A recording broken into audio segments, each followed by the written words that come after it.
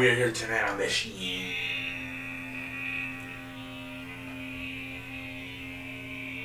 Oh, and tonight we're gonna talk about the world of wrestling, the world of sports, ladies and gentlemen. NFL preseason kicked off tonight. But let's go, ladies and gentlemen. Let's get this puppy started, man. NFL news. Frickin' Antonio Brown, man. Today, I guess he put a statement on Twitter. What was his biggest regret of his career? Frickin' not watching himself play. I think you battled on it. It wasn't asking for a trade from the Steelers. It wasn't all that drama that happened. Showing and all that drama he caused with the Las Vegas Raiders. It wasn't walking out of the field of the Buccaneers Jets last year. Never watching himself play. The big you battled him. This guy's fucking higher than a kite, higher than a draft pussy. Jesus Christ, man. Reports: Antonio Brown released a statement saying his biggest regret in that he'll never get to watch himself play in live in a game. What the fuck, man? This guy's such an idiot, dude. This guy's lost, man. Oh my lord.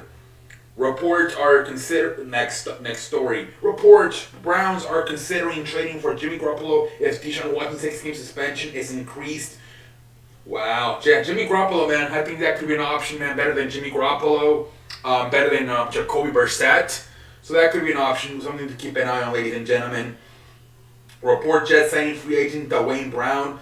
So, man, they got him, man. They lost that offensive lineman the other week in practice. Nice replacement right there. We're getting Dwayne Brown to cover up that offensive line spot. James White retired, man. One of the biggest reasons why the Patriots came back from that 24-point in that Super Bowl versus the Falcons, man. Julian Edelman and James White were two of the biggest keys, man. James White, man, retires, man. Jesus Christ, wow. Good career for James White. Yeah, he's young too. I don't even think he's 30. He's still a youngster and already calling it a career, Mr. James White. By the way, today the Patriots, man, it seems like they want to announce offensive coordinator, but it looks like it is Matt Patricia, who was the defensive coordinator. Then he went to Detroit to be head coach, and now he's back. Remember, this is a guy, ladies and gentlemen, that had a laminated paper and was trying to write on it with a pencil. That's your new offensive coordinator in New England Patriots, Matt Patricia. Jesus Christ, man. The fucking Ravens, the Ravens won a damn game again. I think they're after beating the Tennessee Titans 23-10 tonight, the Ravens now have won NFL record 21 straight preseason games. Last time Baltimore lost in the preseason was 2016. That is crazy, man. I don't know if they're doing that on purpose or not, but 21 winning streak in the preseason, that is crazy, man. Jesus Christ. They did have a little bit of an injury there. Reports: head coach John Harbaugh said wide receiver James Pruitt is expected to miss a week or two with a soft tissue injury. I'm guessing like a hamstring injury. So they did have a little bit of an injury, but that's impressive, man. 21 straight preseason game winnings, man. Pretty impressive, man. They did have a moment of silence for their former player Jalen Ferguson, who passed away a few months ago, and also the Hall of Fame player that was part of that Super Bowl back in 2000 over the win over the New York Football Giants, Tony Saragusa. So nice moment of silence there, man. Let's see here, more stuff.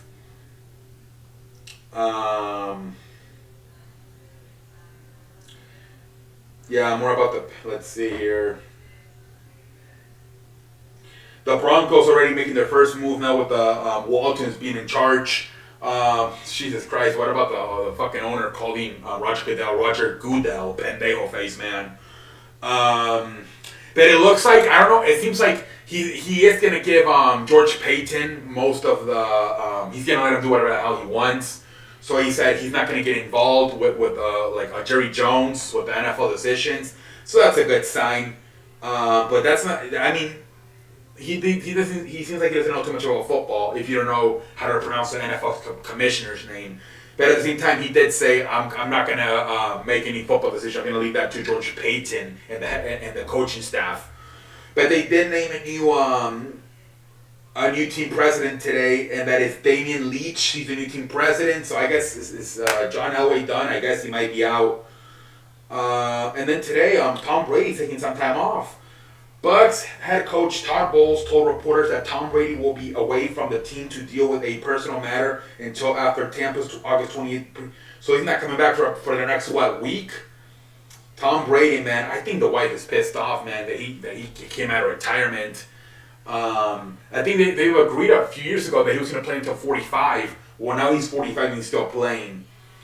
But yeah, he's missed a lot of practices so far this offseason as Tom Brady. He's always missed, like the last few years, a lot of mini OTAs and mini camps. But he's never missed practices in training camp, like the big training camp. You don't have to do the season opener. So yeah, I don't know about Tom Brady, man. He might be done. He might be done after this season. Pittsburgh Steelers quarterback Mitchell Trubisky will start Saturday's preseason game over Seattle Seahawks per Mike Tomlin. So we'll see, man. That's going to be one of the teams that's going to be fun to watch because all three quarterbacks could have a chance. Mason Rudolph, Kenny Pickett, and Mitchell Trubisky could all have a chance to get the starting quarterback job. So that might actually be somebody worth watching the preseason today. The Tennessee Titans play, worth watching. Malik Willis, he looked pretty damn good today. Those are the teams you want to watch. The teams that are having quarterback competitions in the preseason. James White's statement: New England will be my heart forever. Thank you for unwavering support over the years. I am forever grateful. This chapter has been one that I will cherish. I look forward to what is next. James White official statement about retirement. Indianapolis Colts coach Frank Reich said quarterback Matt Ryan will play the first quarter. Yeah, they got to get him some time in there with the new the new offense, the new system in there. Got to get that chemistry down. This Matt Ryan.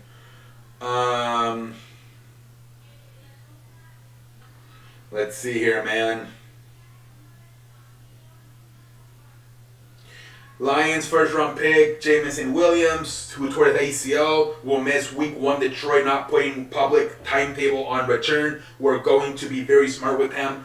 General manager Brad Holmes told me he's in a good place right now. Yeah, I believe he tore his ACL at the end of last year with Alabama. So yeah, hopefully they take their time with him. Mac Jones and most Patriots starters aren't expected to play tonight. All right, that already happened. The Cleveland Browns will start Deshaun Watson on Friday versus Jacksonville. That could be an interesting game. Trevor Lawrence versus Deshaun Watson. That could be a good one. And I think that's about it for the NFL news. We're going to go over to basketball. We did get some little bit of news in basketball today, and that was that the NBA will be retiring the number 6 jersey of Bill Russell, who passed away a few days ago. So they will be retiring that. They did say that if you're currently wearing number 6, you're fine. You don't have to change it. But they will, if anybody comes out with wants to wear number 6 that is not currently wearing it, whether you're coming in from free agency, a new team, or you're coming in from the draft, you can no longer be with number 6. So LeBron James will be fine wearing number 6. He doesn't have to change it. But if this was last year when he was trying to change it from 23 to 6, that would have probably been a problem. But because he's already been 6 for a year, he can keep it. But nobody else will ever be a 6 again unless you're already currently wearing it. It's like in baseball, right? They retire 42, but they let Mariano Rivera wear it until he retired. So pretty much like that. Major League Baseball, most of their games were today during the day. They play the Iowa game, the Field of Dreams game between Cincinnati and Chicago Cubs. I don't know why the fuck they did that. Terrible game. If you're competing with the first week of NFL preseason, you put the Cincinnati Reds versus the Chicago Cubs. Oh, what is baseball doing? It seems like they want to. It seems like Rob Manfred was put in there to kill baseball. It seems like. Why the fuck would you do that, man? It's the only damn game at night for Major League Baseball, man, and you put that shit on. Jesus Christ. Man, and now a lot of talk about the Angels that they should have. Angels missed a great opportunity to restock farm. What are their chances to extend Ohtani? Yeah, a lot of people are now saying that they should have probably traded Shohei Ohtani. They're saying the Padres and the Yankees really went after Shohei Ohtani because now what's the guarantee that Shohei Ohtani is going to resign with all that losing they do over there? So a lot of people are now saying they should have accepted that Padres deal. But we'll see, man. Let's see here.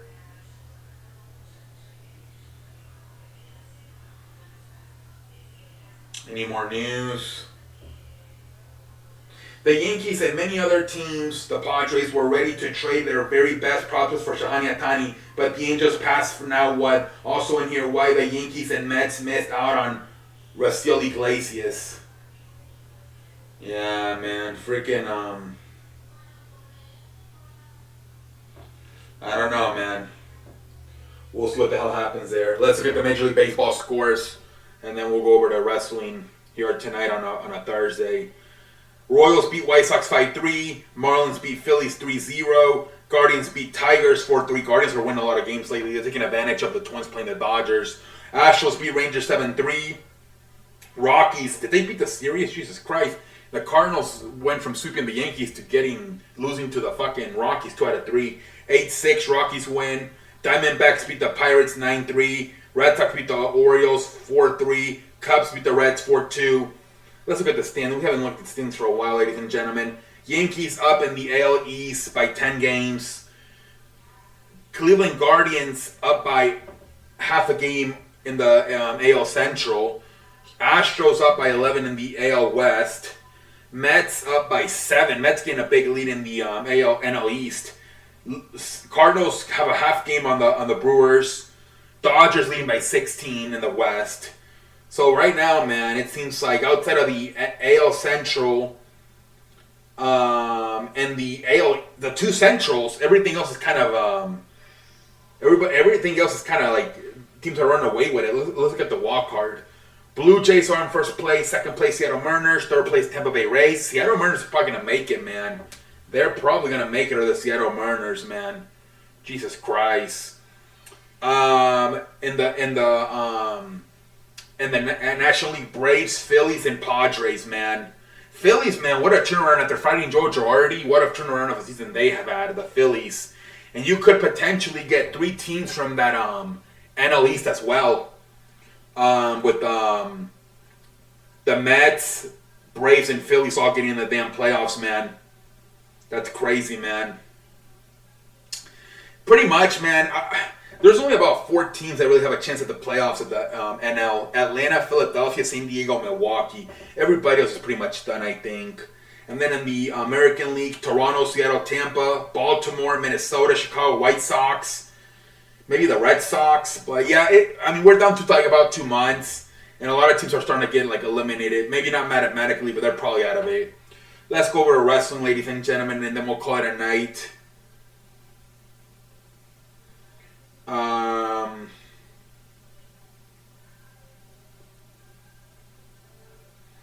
Let's see here, ladies and gentlemen.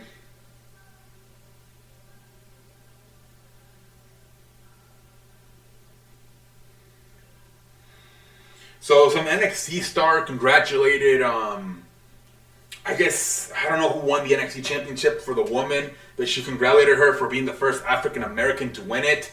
And I guess people on Twitter corrected her saying it was Sasha Banks. But then she said, but this one's the fully, I believe, was it Amber Moon? I don't know. I don't watch NXT. But, no, because Amber Moon is now Athena in AEW. What the fuck am I smoking?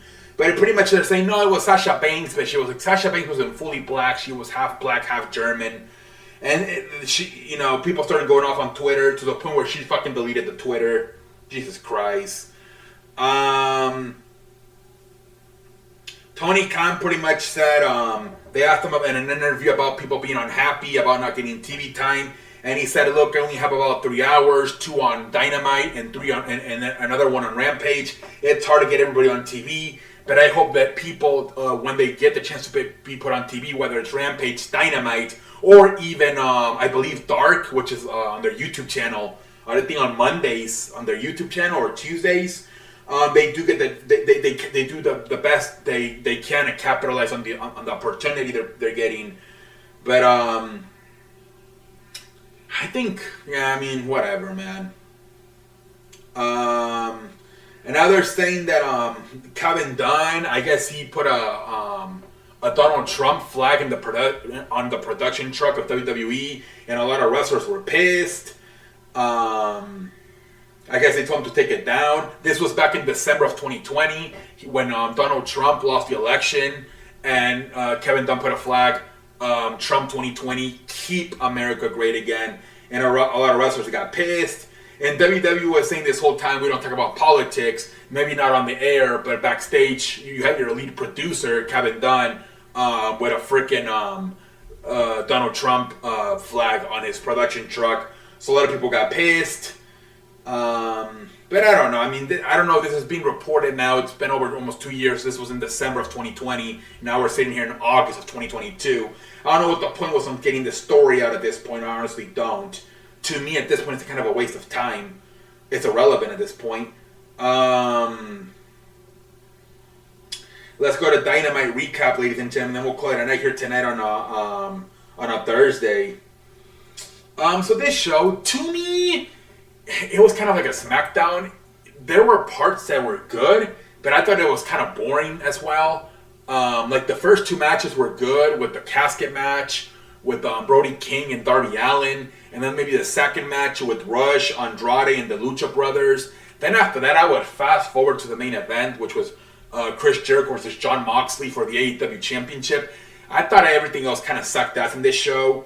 Like, watch like the first 30 minutes and maybe the final 30 minutes. Everything else is kind of boring, if you ask me. But let's get with it, man. We start with the coffin match, Darby Allin versus Brody King. Right away, man, you got fucking blood coming out of Brody King. Great match, man. You get interference there by the House of Black, Alistair and Buddy Matthews. You get a freaking Sting was in the fucking casket. Great match, man. At the end there, freaking Darby Allin chokes him out with the chain. He's hanging on by the ropes, and then he just lets him go, and he just falls right in the casket. Pretty cool finish, man. Darby Allin wins it. Pretty cool finish, man. Then we get promos from both Jon Moxley and Chris Jericho backstage about their match. Pretty damn good. It felt kind of like, some matches felt like pay-per-views, and some others didn't. It was weird. Like the first two felt like a pay-per-view, and then the last one felt like a pay-per-view. Everything else kind of not so much.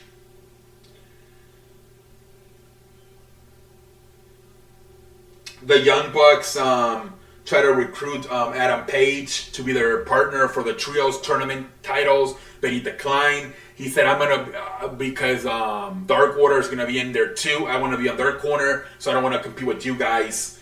So now people are saying, well, if it's not going to be Adam Page, because he told them at the end, you want to pick somebody that's been with you this whole time. So now they're saying it might be Kenny Omega. So we'll see, man. We'll see. And next we got the Tornado Tag Team match, which was probably the second or third best match of the night. It was the Lucha Brothers versus La Facción.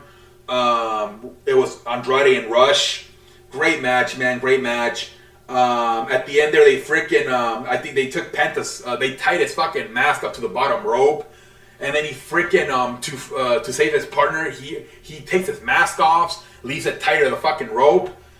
And he obviously, he can't fucking do anything, right? Because the Lucha thing, you're not supposed to see your face being revealed.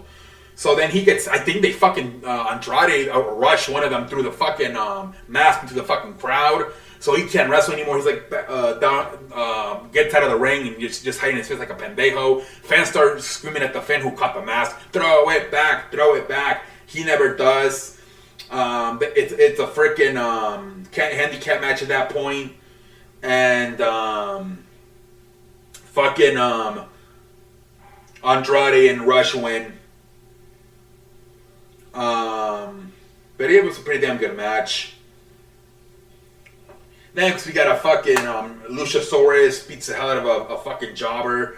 I think he's a heel, man. I think he's going to end up turning his back on Jungle Boy. In the backstage after the match, we had Christian doing a promo. Jungle Boy's doing special guest commentary. He runs to the back to attack Christian. Christian has a bunch of security with him. And then Luchasaurus comes in and beats the hell out of security. I don't know, man. I don't know. I think he's still a heel. Now I don't know if they teased a freaking Lana debut going to AEW, because Miro did some shit in backstage talking about the House of Black, and Julia Hart comes in there and touches him, and he's like, "There's only one man that can touch me, and it's not you." So now a lot of people are thinking, is Lana going to come to AEW? We'll see, man. He's been complaining a lot about not being featured the right way. So maybe they're gonna put Lana with him and maybe have Lana be like his manager. We'll see, man.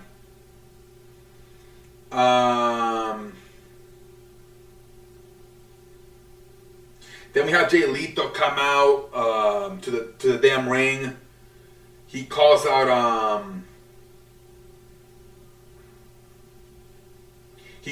fucking Warlow, have a big fucking big brawl, you know, whatever. And next we have Aaron Solo versus Ricky Starks.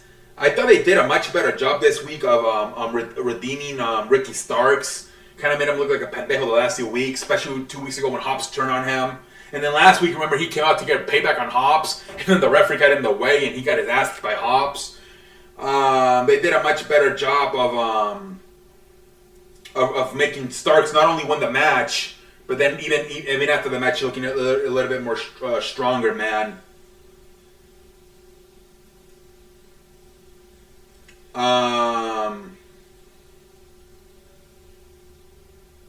Next, you know, we have backstage, you know, the Ass Boys. They got recruited by Stokely, but fucking Billy Gunn is like, fuck you, no.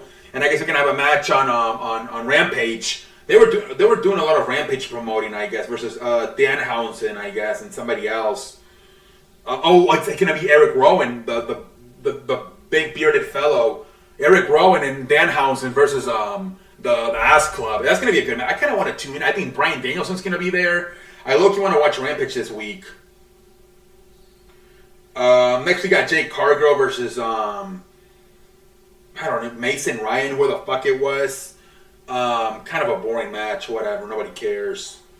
Athena did attack her after the match, so maybe they're going to have Athena versus Jake Cargill at All Out. We'll see.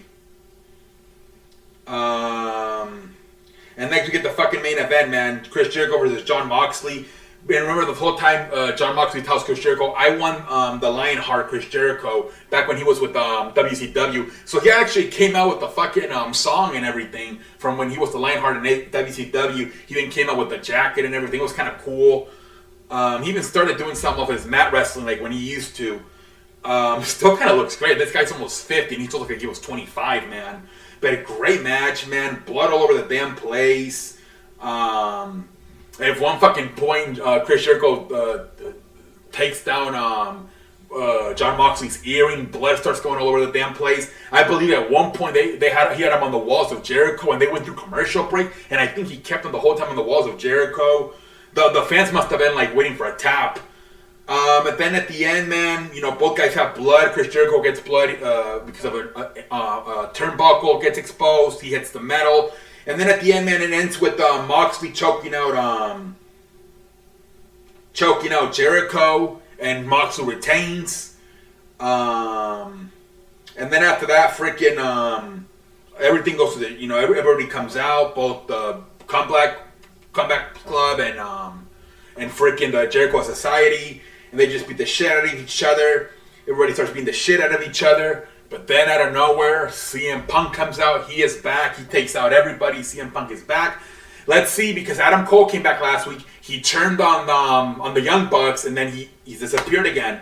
But I think Chris Jericho, CM Punk, it looked like he did more. Like, he was moving around better. He even at one point was jumping on his foot. So I think he's cleared. And it's going to be, they tease the Jon Moxley stare down at the end there between Jon Moxley and CM Punk. Fucking Jon Moxley gives him the fucking finger and walks out. I think this is going to be the main event for All Out, man. Fucking CM Punk versus Jon Moxley to unify the AEW World Championships.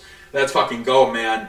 But again, the show, to me, outside of the first two matches and then the main event with CM Punk coming out at the end, coming back, I thought the show, everything else kind of sucked. But great finish, man. Great finish. I thought maybe Raw had a better start to finish, but this was a better finish. Like, the finish. Obviously, you know, you fucking get Lexter Duras, whatever his name was, coming at the end there getting arrested. Dexter Lumis, but obviously CM Punk a much bigger star. And the match was much better. Fucking this Jericho Moxley match was much better than fucking AJ Styles versus fucking versus The Miz. So much better ending, obviously here, man. With this, the way they ended the show. But we'll see, man. Hopefully he's back. It looks like Kenny Omega might come back. Maybe he'll be the partner for the Young Bucks in the Trios tournament. And they did a good job advertising Rampage. I kind of want to run Rampage this week, man. It might be good. Last week they had Jon Moxley fight. This week they're going to have Bryan Danielson do an interview. They had some nice matches in there. I'm even wondering, is it going to be 2 hours? They advertise a lot of stuff for only 1 hour. So I kind of want to tune into Rampage this week, man. They did some stuff with it. I think they said next week's going to be Bryan Danielson versus Danny Garcia in the rematch. 2 out of 3 falls. I'm guessing Bryan Danielson's going to win now because he did the face for Danny Garcia a few weeks ago. But it looks like they're finally getting healthy, man. They're getting their stars back. Like I said, I believe Adam Cole is still hurt. But at least he came back. He must be close as well, man. If there's a reason they had him come back and do and have him turn on the Young Bucks. Because it means he's close. It looks like, obviously, CM Punk is back. Bryan Danielson is back. It looks like Kenny Omega's coming back soon. They're getting everybody back right for their big pay-per-view in September, All Out. It's going to be a fun night, man. Remember, that week is Castle Crown on a Saturday and then All Out on fucking Sunday. Jesus Christ, man. That's going to be one of the funnest wrestling weekends of all time, man. Jesus Christ. Right before NFL starts, too. Cannot wait, man. Ladies and gentlemen, until next time, I'm like a light. Have a good night, everybody. Thank you. Clash of Castle, I think it's what the fucking pay-per-view is. I always say, I think it's Clash of Castle, whatever.